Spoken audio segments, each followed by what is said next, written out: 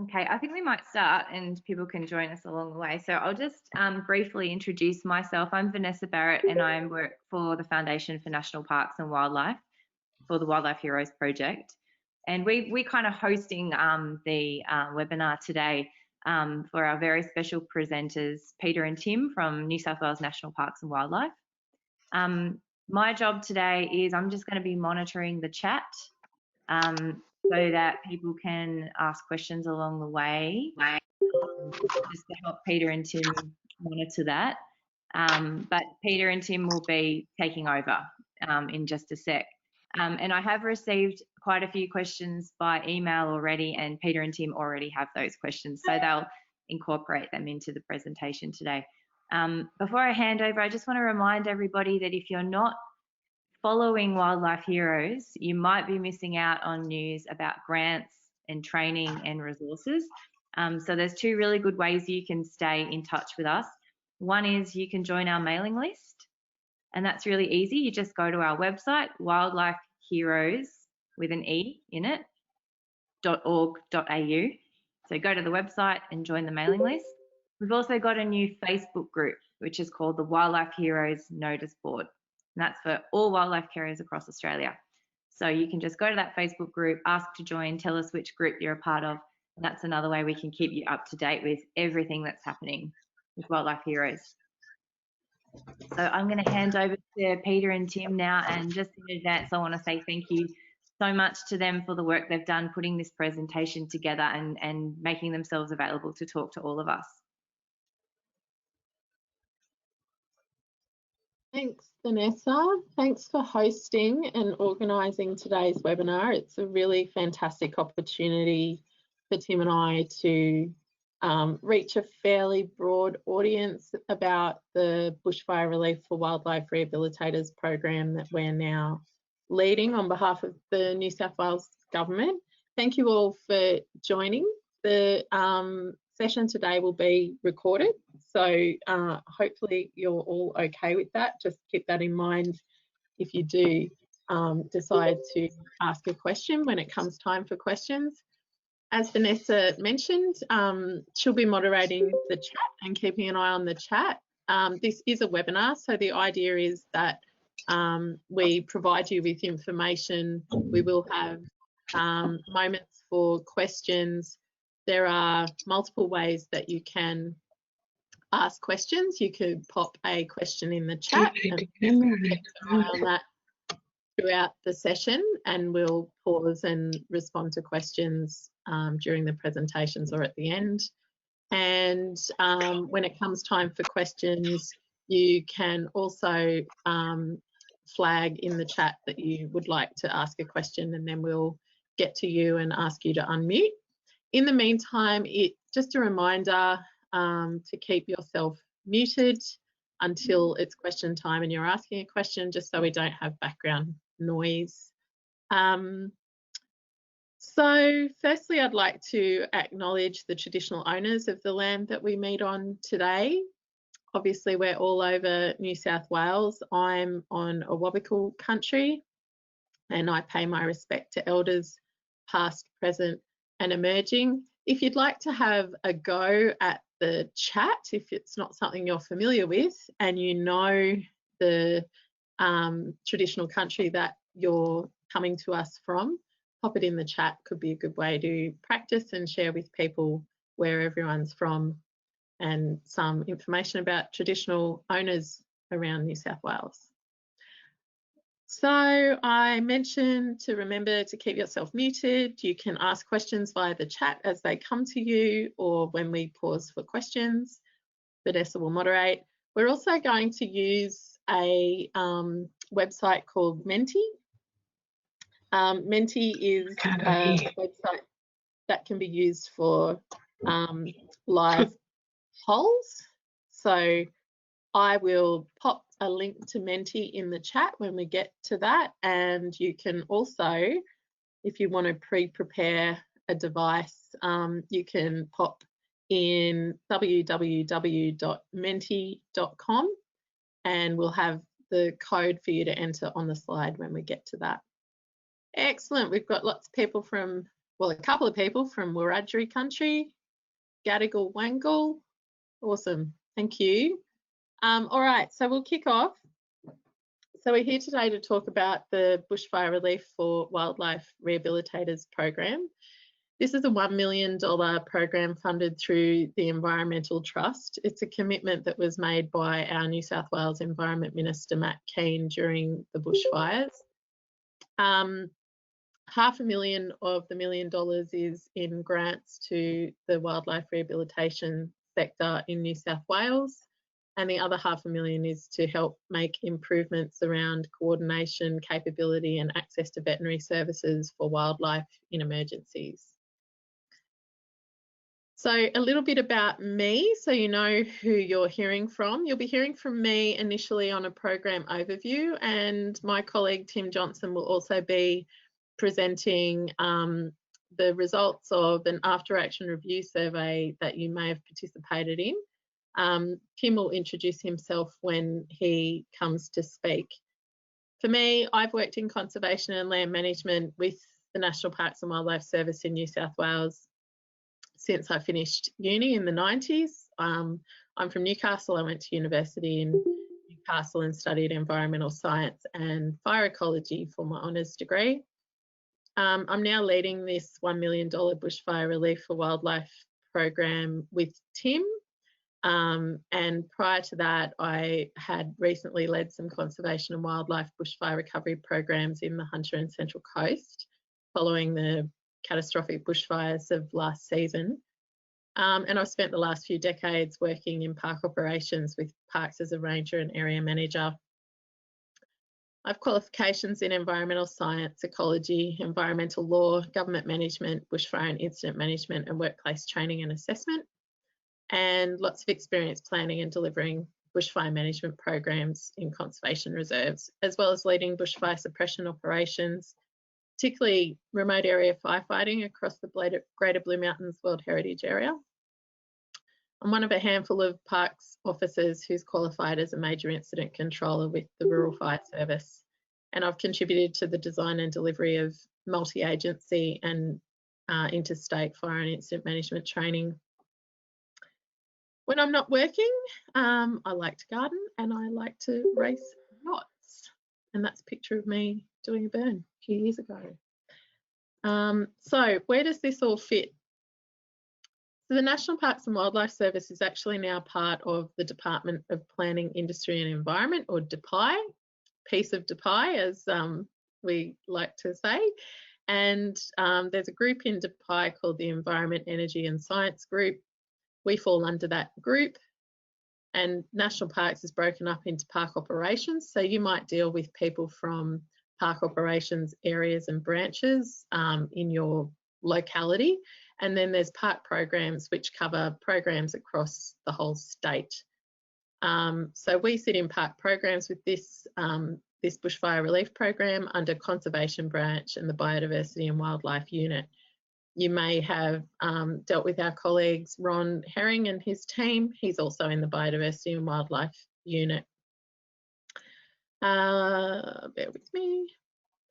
So this is a program funded by the New South Wales Environmental Trust, which also sits under DPI's Environment, Energy and Science Group, but it's an independent trust that provides funding to both government and non-government organisations for environmental programs. And we're partnered with the Foundation for National Parks and Wildlife Heroes program, as Vanessa mentioned.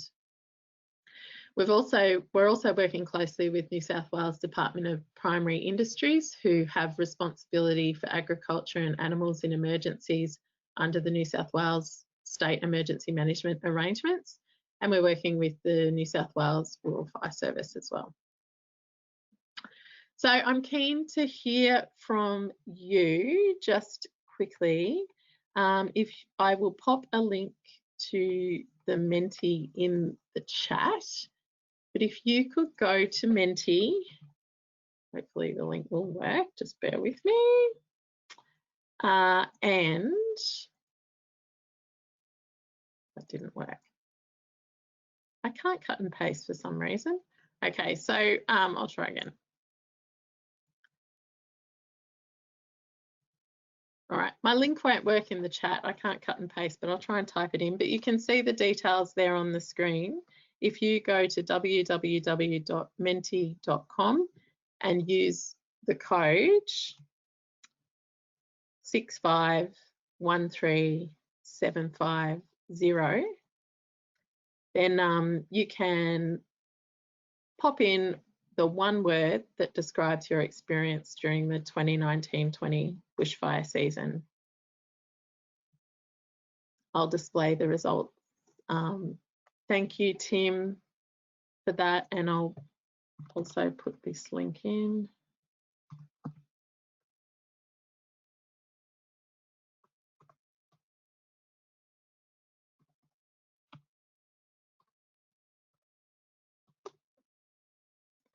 You can also click on the direct link in the chat. It should take you to our Menti.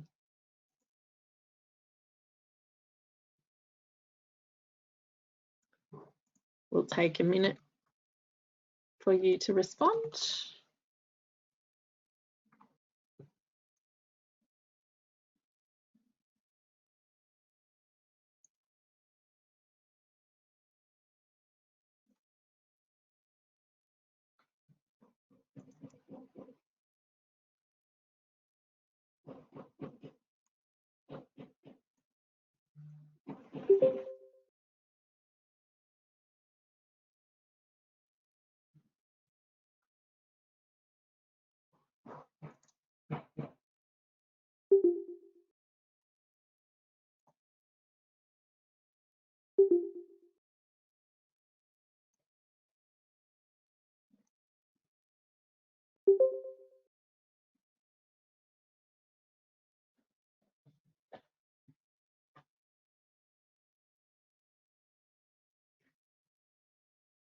We'll give it another 30 seconds for you to respond.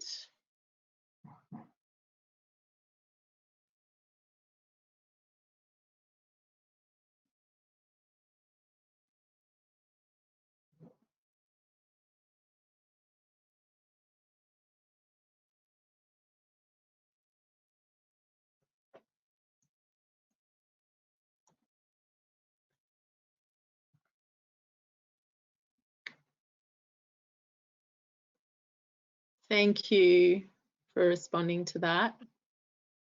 It was a heartbreaking and overwhelming season, even for those of us used to dealing with bushfire emergencies. So the Bushfire Relief for Wildlife Rehabilitators program is about supporting wildlife rehabilitators and the veterinary sector to recover from last season and to prepare for future extreme events.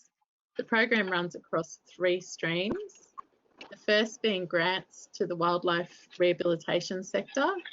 They're being managed on our behalf by the Foundation for National Parks and Wildlife through the Wildlife Heroes program. Just a reminder to mute if you're online, just mute your mic so we don't have background noise, thanks. So $200,000 of consumable grants have been devolved through Wildlife Heroes already, and closing today is another $300,000 in durable asset grants. They're funded through this particular program and managed by Wildlife Heroes. The second stream, which is where the bulk of Tim and my work lies, is in improving coordination and capability for wildlife response in bushfires. We're working with the Department of Primary Industries, who, as I mentioned, have responsibility for agriculture and animals in emergencies as the Agriculture and Animal Services Functional Area, or ASFA, to develop a wildlife framework under the State Emergency Management Planning documents. So that has been drafted and we hope to have that ready to test for this bushfire season.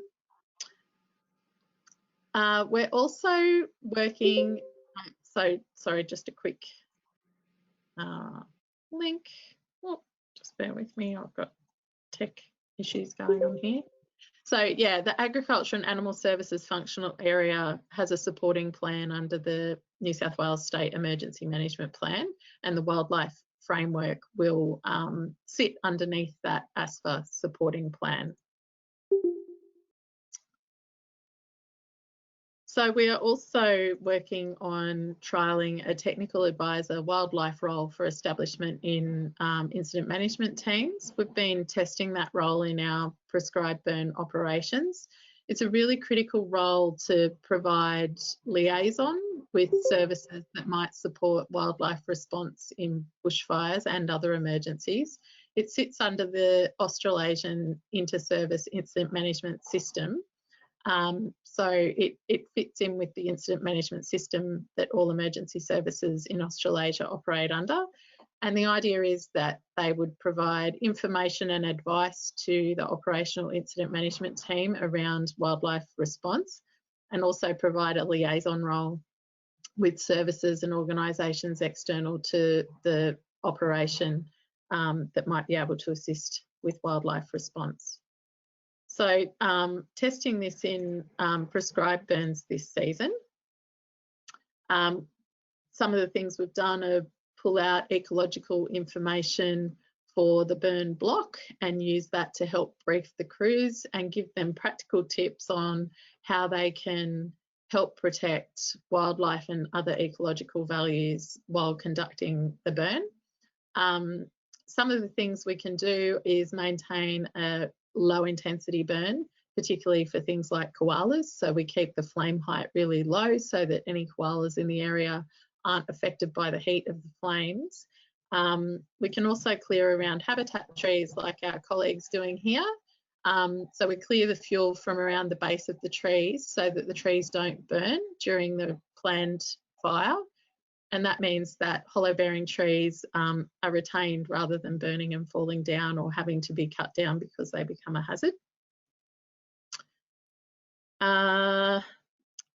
So the third stream of this program is about improving veterinary support for wildlife in emergencies. We've funded 20 additional places on the Taronga wildlife care training for vets and vet nurses. Those places have been filled and the training will be completed by June next year. We're also setting up a televet service trial, which is about providing access to veterinary advice for wildlife in emergencies and potentially in more day-to-day situations where it's not practical to get access to a wildlife capable vet. So I'm going to hand over to Tim. This is Tim's beautiful photo of a pink-tongued skink that was retrieved by a firefighter last season at Kadumba. I'll hand over to Tim now so he can give you an overview of the results of the after action review that you may well have participated in last season. Now I will try to give Tim control.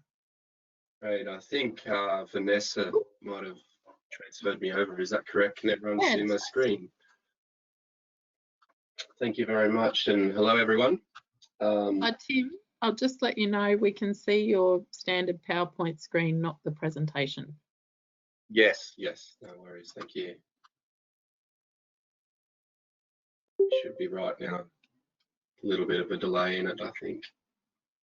Can I just ask where the presentation is or how I get to see it? I can't see it, sorry.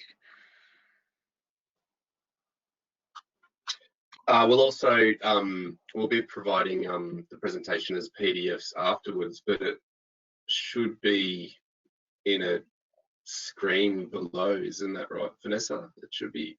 Yeah, the GoToMeeting window.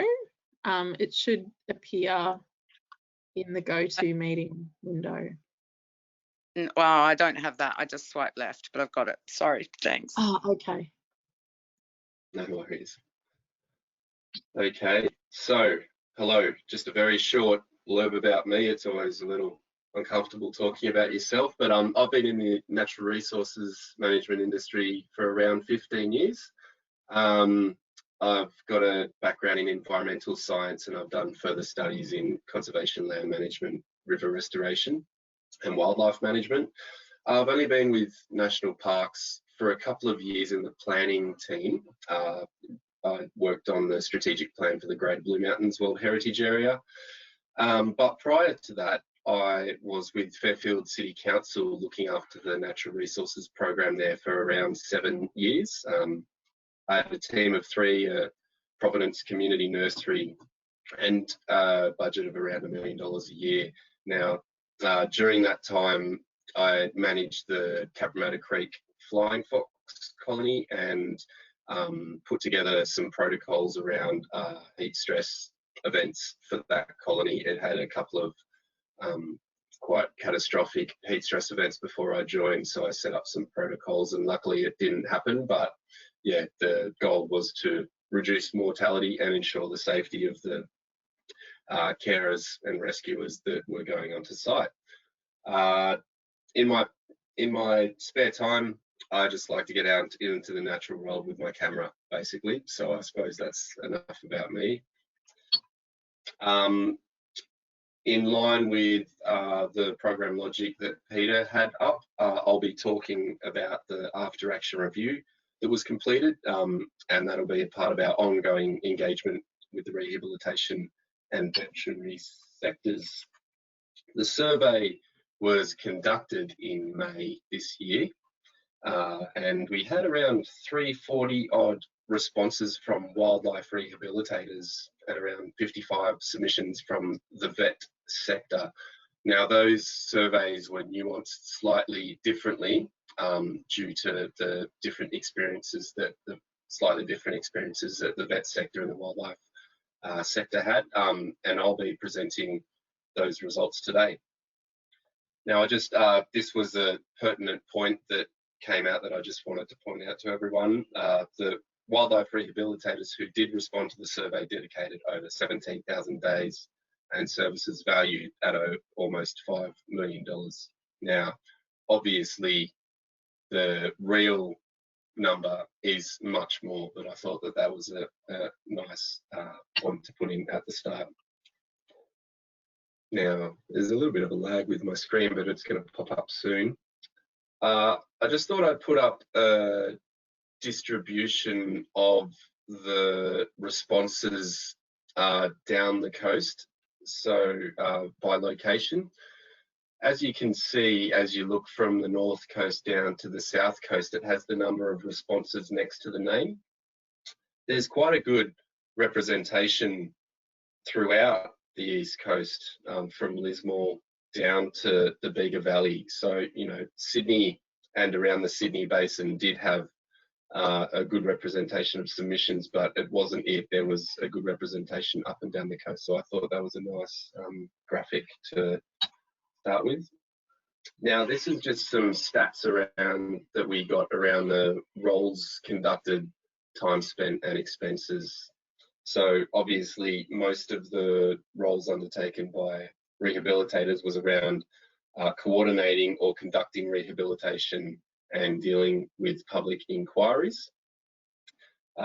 If you go down to the bottom left, the out-of-pocket expenses during that time, the most was around $100 to $500, but you also see there was a number of people that were out of pocket, numbering into the thousands of dollars there. And also, as we move across to the number of days dedicated to responding, the majority were between 0 to 60 odd days, but you do see that there were people that put in quite a hard slog during that season, up around a couple of 100 days, which is just immense. Now, the themes, we've separated the results of the survey into 6 key themes that I'm going to go into now. So training, is that screen up yet? Oh, it's just popped up now. So there's training, rapid assessment and response, coordination, guidance and communication, the ability to access goods and services, work health and safety and animal welfare, and funding and personal expenses. So I'll just move into the first theme of training. So the feedback was that there was a need for wildlife care training for all responders, including a set of baseline best practice principles, and also some guidance for the community around decisions around euthanasia, inappropriate feeding, and entering sites without training. And there was quite a few suggestions that promotion through social media of what appropriate behaviour is would be beneficial. Now, for Wildlife Rehabilitators survey, the main training suggestions were in area of importance from top to bottom. So burn and pain management, injury severity, fluid management, shock, euthanasia criteria, animal handling, and first aid. So this next slide, I'll just talk you through it once it pops up. So as I said, the vet survey was nuanced slightly differently based on their experiences. So the question that was posed to vets was, how important do you think it is for vet professionals to have the following skills in relation to free living native animals? And down the bottom is the scale of extremely important, very important, somewhat important, not so important, and not at all important. So I've just put a red star to the 4 points that had the highest proportion of extremely important and very important. So that was handling, recognising common injuries and diseases, performing first aid and initial treatment, and knowing when and how to euthanize a sick or injured animal. Into the second key theme of rapid assessment and response. This was the inability to access burn sites for search and rescue, and also roadblocks that stopped supplies coming in. Now, not surprisingly, this was highlighted as the most significant challenge by wildlife rehabilitator respondents. Theme 3 is around coordination, guidance, and communication. So there was a need for improved standards of governance and coordination, suggestions of having a response plan with clear roles and responsibilities for wildlife search and rescue, much clearer leadership and rules around distribution of animals, including boundaries to conduct search and rescue. Also communication between responders. There was a feeling that there was a misdirection of volunteers, and there should be a central point of contact established for volunteers with information on access, feeding and watering.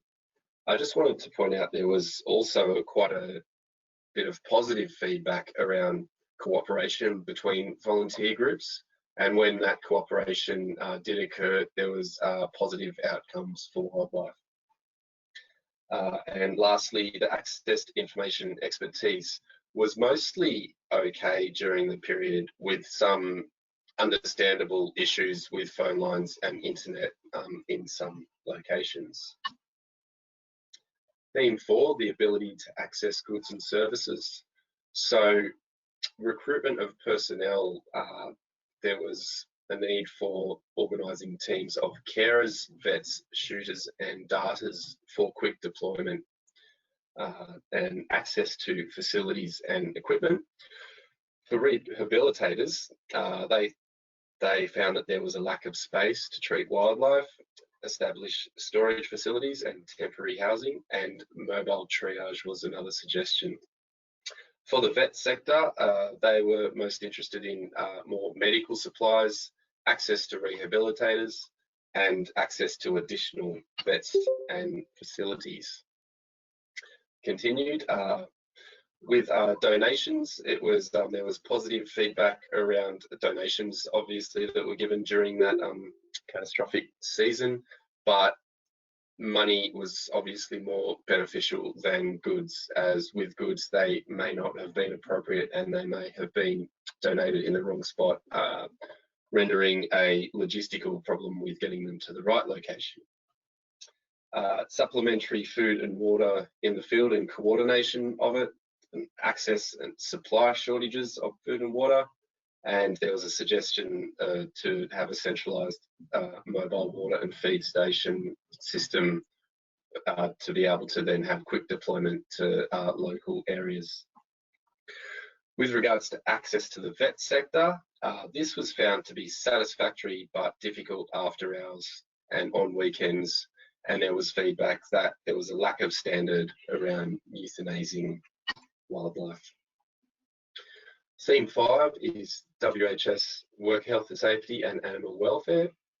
So the work health safety issues faced by rehabilitators were mostly due to poor communication and lack of training to identify hazards. And I'm talking about hazards on the fire ground, which is a very, very dangerous place to be from personal experience. And I know that Peter will back me up from that.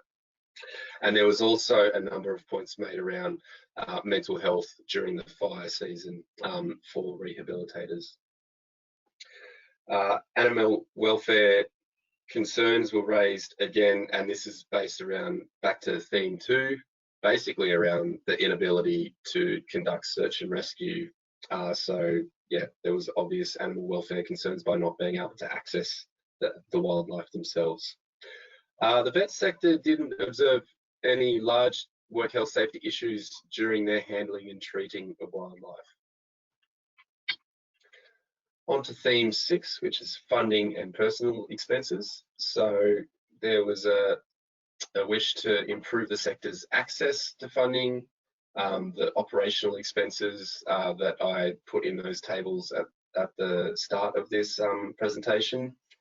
Assistance for vets, suggested subsidised medication and vaccinations, and support for volunteers' personal expenses, for example, fuel, food and equipment. So they're an overview of the themes.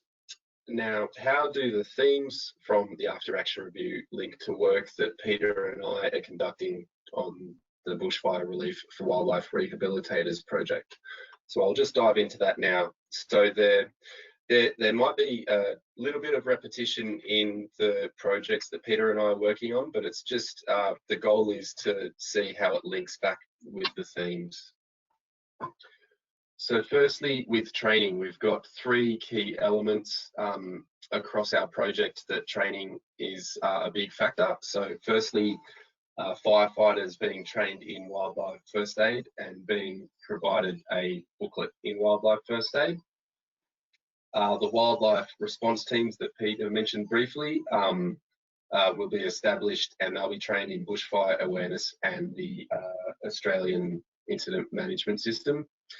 And through the capacity building of vets, there's 20 additional places for vets and vet nurses trained in the wildlife care through Taronga Zoo, which those spots are being filled, and the training is to be completed in the next 6 months or so. For rapid assessment and response, it's really around the wildlife framework that's being established with our other agency partners, DPI and the RFS. And this is basically going to guide the access to the fire grounds for the wildlife response teams. So this is the core of the rapid assessment and response that we're looking at for this project. The coordination, guidance and communication. The wildlife framework is established with clear roles and responsibilities to be able to incorporate wildlife search and rescues into emergencies, including communication requirements. Now, as also mentioned by Peter earlier, the technical advisor wildlife trial that we are have trialled in a couple of hazard reductions already and will be trialling into the fire season is we're intending for it to act as a liaison between the incident management team and wildlife rehabilitators and vets. The feedback was that this is going to be one of the key links of communication for the response teams to be able to access the fire ground and then basically access rehabilitators off the fire ground. And thirdly, the televet service trial, we're looking at the scope to consider maybe a twofold approach with televet of a carer to vet assistance through that trial, but also a domestic vet to wildlife vet service for domestic vets that might not have the skills in a particular native species to be able to access someone that does have those skills. Now, theme 4 is the ability to access goods and services. As mentioned before, there's $500,000 of grants. 200,000 of the consumable grants have already been completed, and this afternoon at 5 p.m. there's $300,000 of durable asset grants.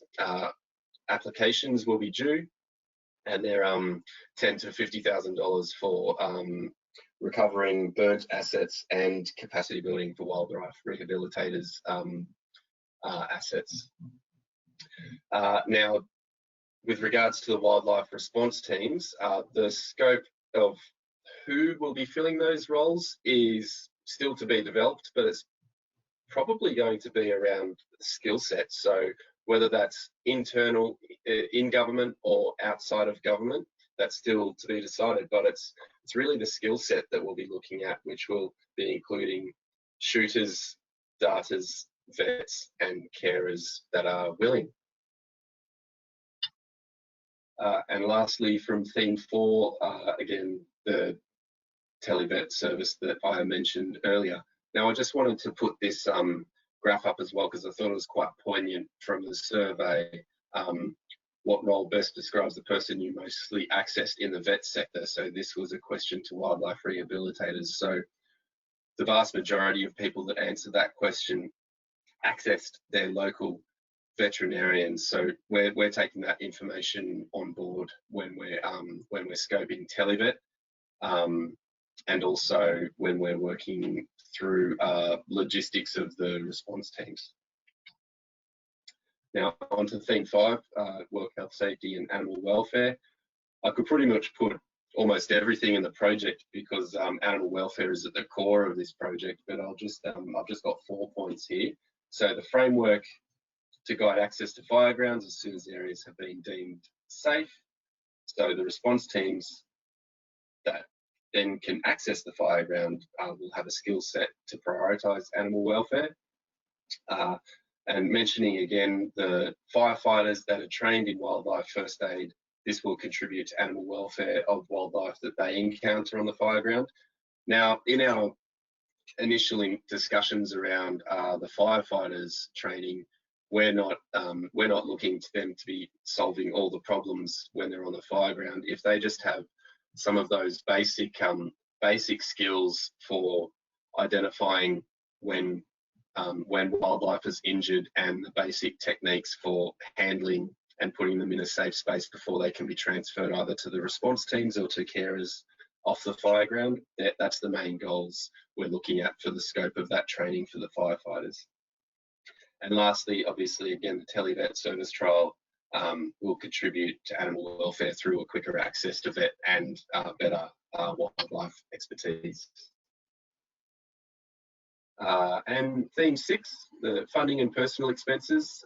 There's basically a direct link again to the $500,000 of grants that are being delivered during this project. Now, obviously, during this time, I've just been talking about the project that Peter and I are delivering, and there are other things going on, but we're just talking directly about this. So that's not to say that there aren't other things that the New South Wales government is doing potentially through the koala strategy or some other projects that may also be answering these themes, but these are linked to what Peter and I are doing. So on that note, I think with this actor notice, I'm looking at an actor notice, which means it's back to Peter's turn, I think. Thanks, Tim. I'm the new presenter. Awesome. Thanks, Vanessa. So hopefully you can see my screen, which is a slide on working group nominations. So I mentioned earlier some of the progress that we've made on some aspects of this program, but there are other aspects of the program that we're still in the scoping phase, and particularly we're interested in having input from all relevant stakeholders, including wildlife rehabilitators and vets on 3 key components of the program. So the first is the wildlife first aid training and booklet for firefighters. The second is the wildlife response teams, or under our incident management language, wildlife response task forces. And the third is the televet service trial. So we would like to establish working groups for each of those projects. We're also open to having people involved in other aspects of the program as well. I'll be providing a link for people to be able to nominate themselves or others for those working groups at the end of the presentation.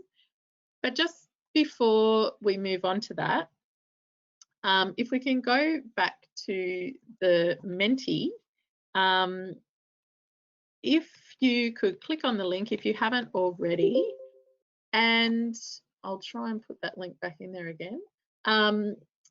Yeah, if you haven't already, there's a second question in the Menti that asks about the order of importance that you would give to each of, thanks Tim, Tim's popped the Menti link in the chat. But if you could rank the after action review themes in order of importance in the Menti, that would be fantastic.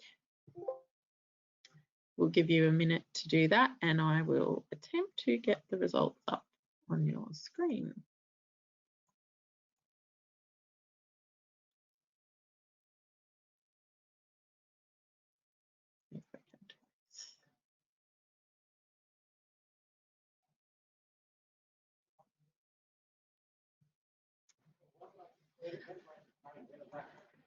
There we go. Give you another minute to pop your responses in.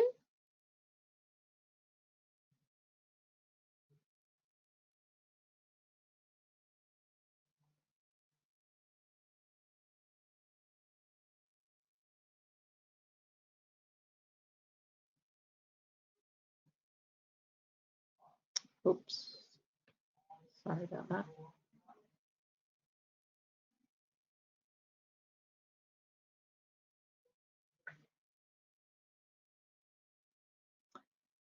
Another 25 or so seconds to pop your responses in the Menti.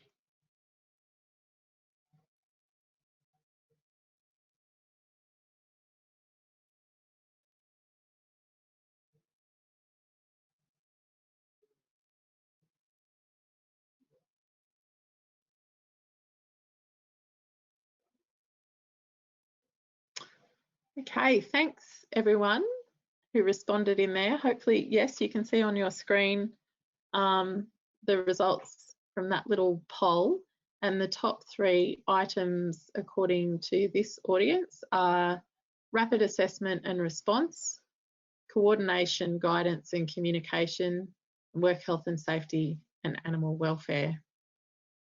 It's really great to hear from you on those items. Thank you. So where to from here?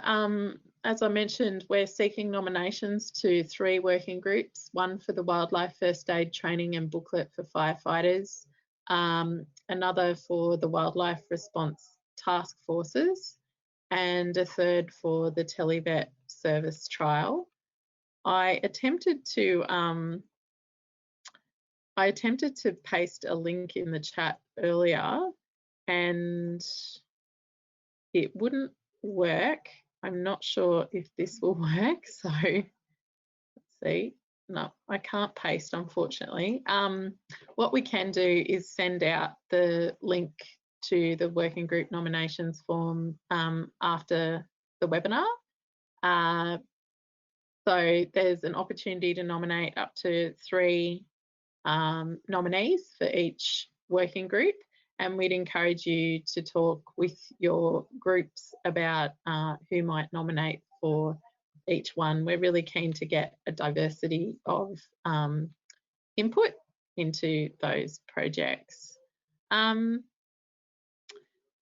So now is an opportunity to ask questions. You could pop them in the chat, or you could just note in the chat that you have a question to ask, and we can just go through and call names so that you can ask your question on the webinar using the audio. We did receive some questions prior to the webinar, and I'm happy to respond to them too while we're waiting for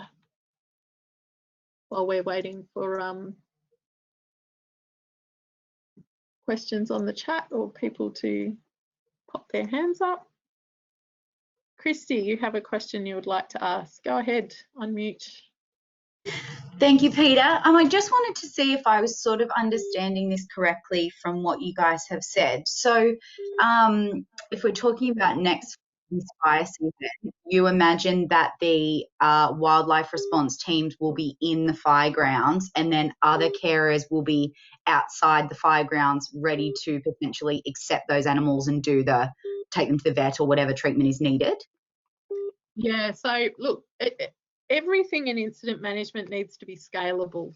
So we have to create a framework that can operate on a small scale and then can gradually expand to an extreme event like last season.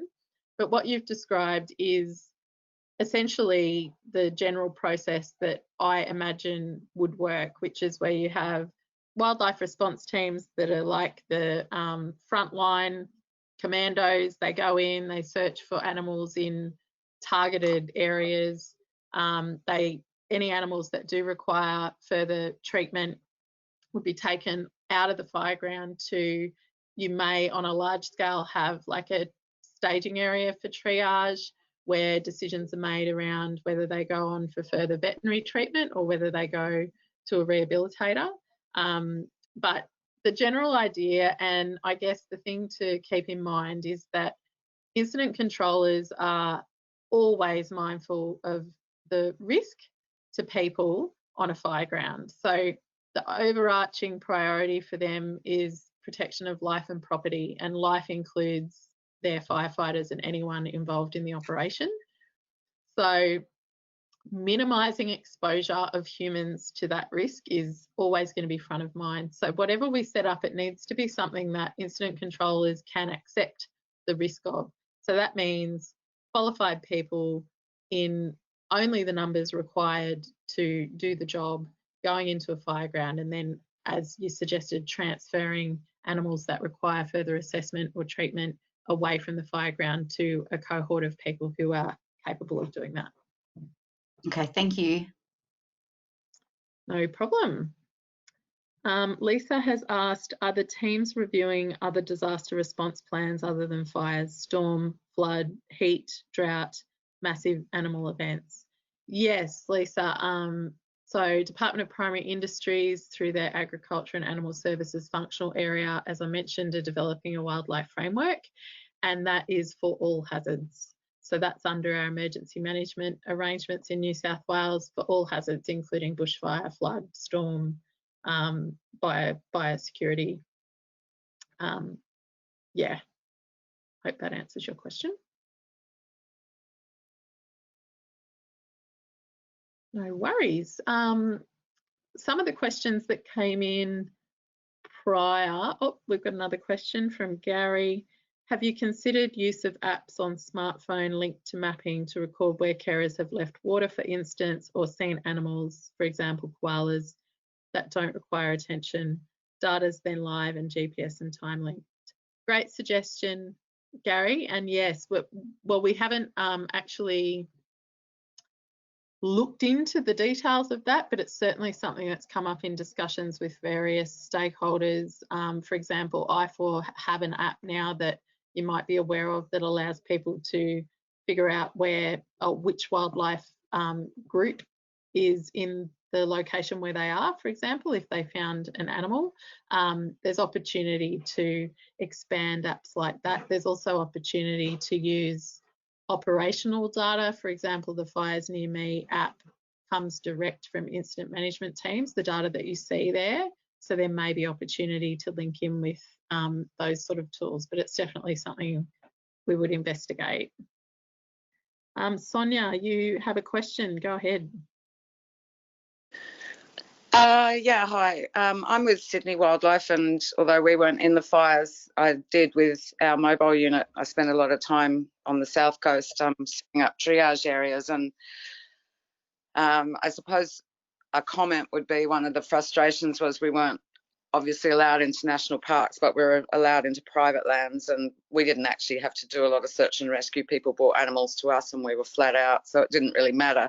But I suppose in the future, and I've just since that time done the AIMS course and the liaison officer course, and I know part of it is recovery and resilience and that sort of thing. And I suppose post the fires, the national parks were closed, and I know there is great concern and angst out there that, you know, feeding and watering programs weren't going on in national parks, and it was certainly potentially at that point well and truly safe to get people in there. Certainly animals that were injured in the fires would have been likely would have passed away by then, but other animals, maybe survivors, would have been starving. Is there anything in the future, is there any plan to and then the other part, of course, recovery and resilience is getting wildlife carers and what have you back on their feet really quickly. And when I talk about that, I mean their facilities. So is there anything in the scope of this project that's going to look at that sort of post-fire recovery and resilience? Yeah, is that going to be included in this sort of framework as well? I know AIMS, it's in the AIMS framework.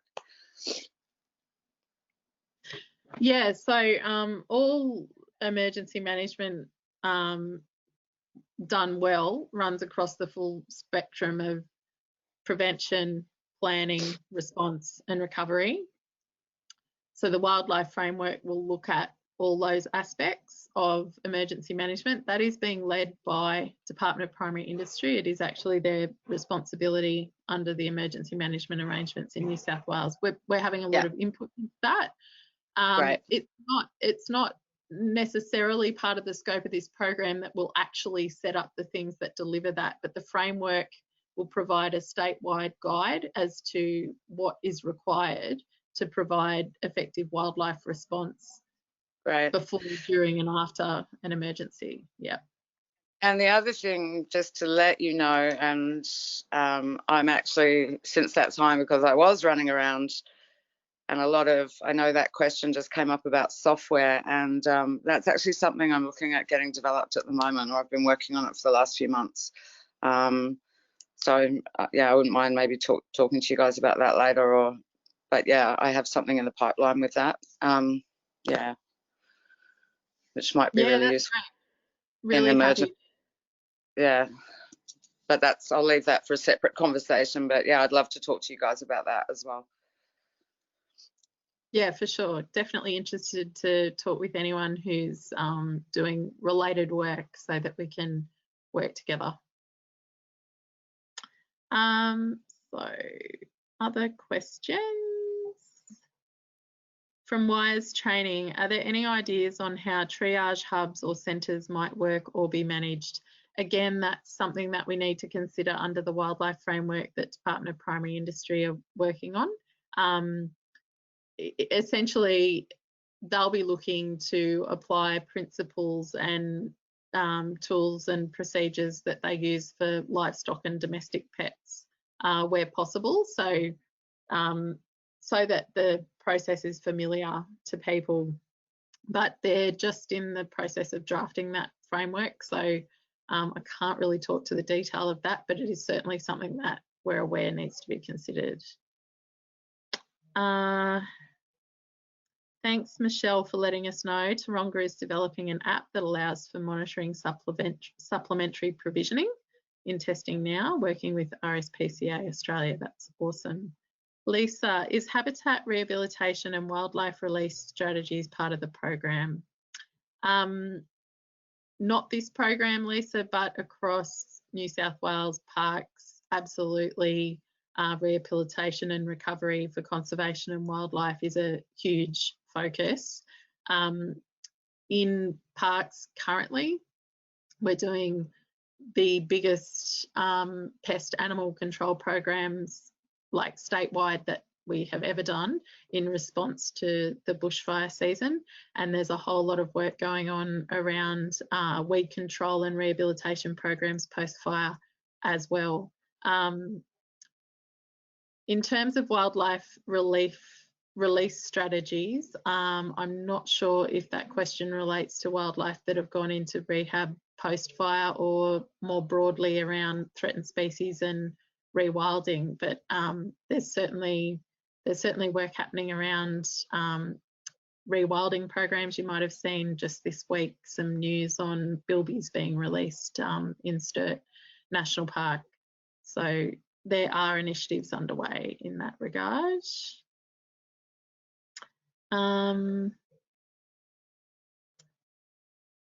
There's some discussion around apps. We've got 1 minute to go, so I'm mindful of that. Thank you for information people are providing in there. Really, really helpful to hear about what's happening elsewhere. We are actually speaking with Victoria and the ACT and hoping to share and learn from each other. So that's really great. I might be able to provide some written responses to questions. We can depersonalise them, but add just the essence of some of the questions that we received prior to the webinar. I'm happy to provide some written responses to them afterwards, just acknowledging that we have hit the 1 hour mark. It is now 11 o'clock. Vanessa, did you want to have any final words? I just wanted to check, Peter, a few people have messaged me about the Menti link. I'm just using the same one as we've been using the whole time. Yep, it's just the one link to both polls. Yep. So we might post that again in the chat down the bottom. And I think some people had trouble getting in a second time. I think, guys, you need to put the code back in. It seems to reset. And I'll also email that link out to anyone who's asked and also to the mailing list. Yeah, and we will be providing the link to the nomination form for the working group. So really keen to get people's interest and nominations for them. We'll keep that open until the 9th of October, which is 2 weeks away, but we can pop that in an email to everyone afterwards as well. Oh, sorry, Peter, is that that's a different link, the working group one? Yeah, and I'm sorry, I was trying to paste it in the chat, but I can't paste into the chat in GoToMeeting, and it's a really long Microsoft Forms like SharePoint link. So I think we'll need to provide it in an email afterwards. Okay, I might just put my email address in here so everyone can email me in case you're not on my mailing list.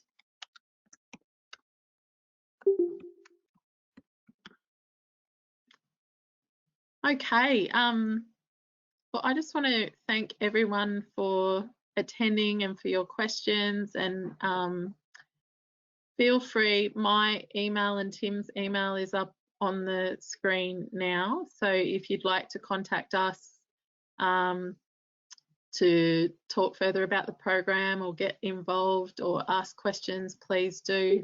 And Vanessa's provided her email there as well if you aren't already on the mailing list and would like to receive the follow-up information. We'll provide our slides as PDFs, and the links in those slides will work. So there's links to nomination forms, to the Menti. I've also provided links to relevant Department of Primary Industries and Rural Fire Service websites and the Foundation Wildlife Heroes page. So yeah, there's information in there, and yeah, we hope to talk with you again. If you'd like to have another webinar update as the project progresses, we'd be really happy to do that. Probably around January would be a good time for us, where we're likely to have made some progress on some of these initiatives. All right. Great. That's good. Yeah, it's just lastly from me, thanks everyone. And you know, that one pager program that we kept flouting throughout the hour, there is a box in there around continual engagement with the wildlife rehab sector, and that's what we intend to do, as Peter said. So thank you everyone for your time today. Thanks everyone. We'll wrap it up there.